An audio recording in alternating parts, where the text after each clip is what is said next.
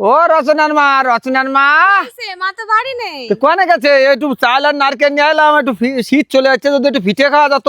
পিঠে খাবা? ওমা দেখো বাবা, এই যে এইগুলো নিয়ে এসেছে, পিঠে বানাতে বলেছে, ধরো।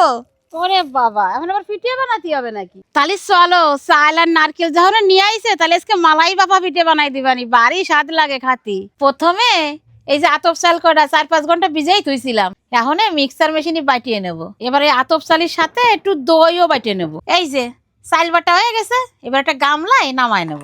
এইবার পিঠে বানানোর জন্য একটা পুর বানাই নিতে হবে।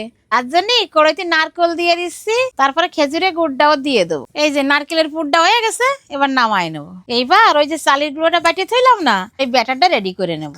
প্রথমে একটু লবণ দেব, একটু বেকিং পাউডার দেব। এইবার সামান্য একটু জল দিয়ে ভালো করে ফেটায় নেব। ব্যাটারটা রেডি হয়ে গেছে।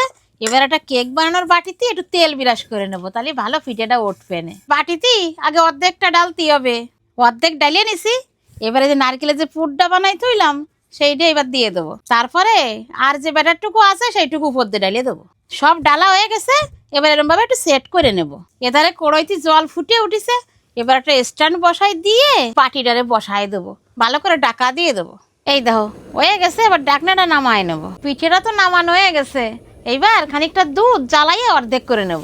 দুধের মধ্যে একটা তেজপাতা আর 2টো এলাচ দিয়ে দেবো, আর একটুখানি চিনিও দিয়ে দেবো। এবার এই পিঠেটা বাটিতে বের করে নেব। এই দেখিছো পিঠেটা কি সুন্দর উঠে আইছে। এইবার দুধটা ভালো করে জ্বালাইয়ে এর উপর দিয়ে দেবো, তবেই তো খাতি স্বাদ লাগবে না। এই দেখো পিঠে তো বানানো হয়ে গেছে। এইবার তোমাকে একটু কাটিয়ে দেখাবো, এই ভিতরে কিরম হইছে। এই নাও পিঠে বানাইছে, একটু খাইয়ে দেখো দিন কিরম হইছে। এই বাড়ি সুন্দর হয়েছে তো, এ তো কোনোদিন খাইনি। বানাইছ কে রে?